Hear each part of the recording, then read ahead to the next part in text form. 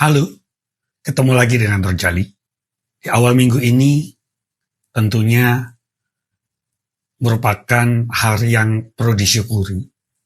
Karena dalam bulan yang indah, bulan yang seharusnya penuh makna, kita masih dapat untuk bekerja, untuk meneruskan kehidupan, untuk menjalani karunia-karunia yang diberikan Tuhan kepada manusia. Di awal minggu ini tentunya Rojali berpikir ada baiknya untuk berbicara tentang dunia kerja lagi. Mungkin tidak banyak yang mendengarkan, mungkin tidak banyak yang peduli, tetapi tidak apa-apa. Karena apa? Karena justru faktor inilah yang mungkin Rojali ingin sampaikan. Faktor itu adalah yang Rojali sebut sebagai ignorance atau ketidakpedulian atau bodoh amat. Dalam kesehari-harian ketika kita mendengar kata-kata bodoh amat, biarin deh, ntar aja lah bodoh amat. Ini sebetulnya adalah ignorance itu sendiri. Dalam dunia kerja, tentu ignorance ini pasti akan bersangkutan terhadap dua belah pihak.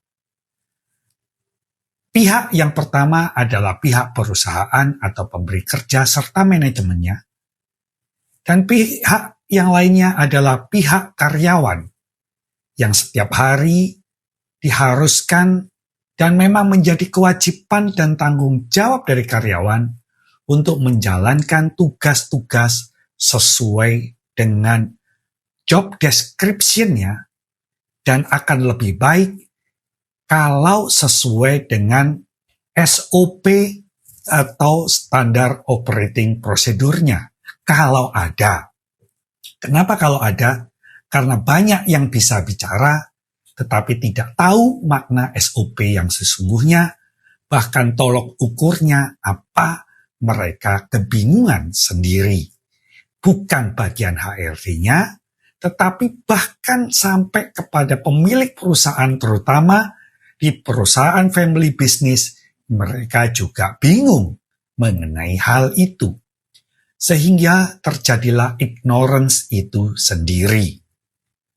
Ketidakpedulian seringkali timbul apabila hal-hal tersebut dianggap remeh belaka. Tidak peduli lagi tentang makna bekerja.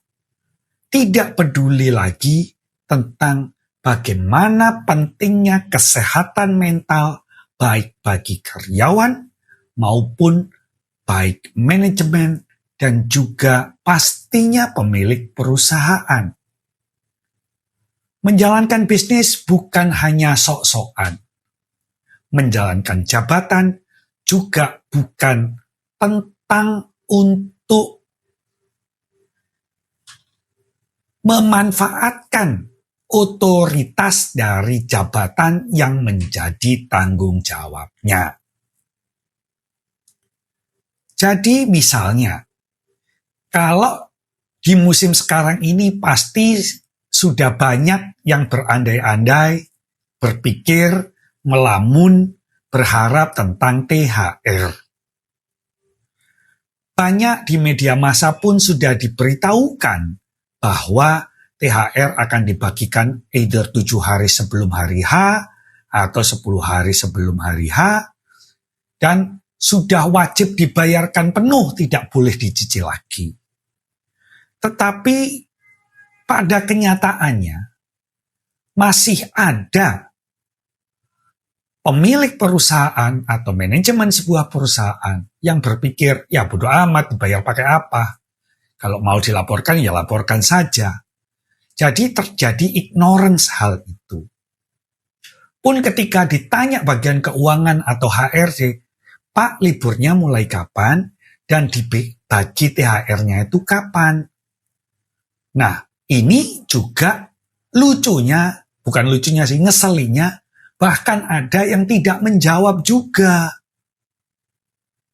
Jadi tentu saja hal ini akan membingungkan buat karyawan-karyawan yang memang memiliki tugas untuk membagi THR tersebut. Karena faktor ignorance daripada manajemen atau pemilik perusahaan itu sendiri. Di sisi lain, kalau udah masalah dapat benefit, maka gak karyawan yang baik atau karyawan buruk, pasti juga akan menjadi sok kritis dan tidak ignorance. Kenapa tidak ignorance? Karena melihat kepentingan pribadinya di sana. Jadi, masalah ignorance banyak terjadi kalau tidak banyak hanya menyangkut diri sendiri. Jadi kalau misalnya fokusnya pasti kena yang paling gak enak ada diri sendiri, maka pasti tidak akan ignorance. Tapi kalau misalnya terjadi pada beberapa orang atau dalam sebuah pack atau kelompok, maka ignorance ini bisa terjadi. Ya seperti tadi, biarin aja dilaporin. Karena mungkin dasar ignorance dari pemilik perusahaan atau si manajemen tadi berpikir paling gak diapa-apain sama pengawas ketenaga kerjaan. Semua omongan akan sanksi-sanksi itu bohong kali. Kapan mereka memeriksa? Itu di dalam pikiran manajemen atau pemilik perusahaan yang memang malas untuk memahami simbiosis mutualisme antara pemberi kerja dan karyawan. Dan sementara kalau untuk karyawan, pasti kalau ada benefit buat mereka nggak akan ignorance. Mereka akan sok kritis, bahkan over kritis, seolah-olah ingin menjadi pahlawan yang kesiangan dalam grup WA para karyawan di perusahaan tersebut.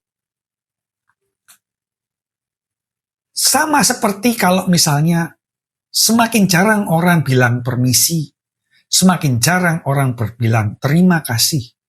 Ya masalah ignorance itu.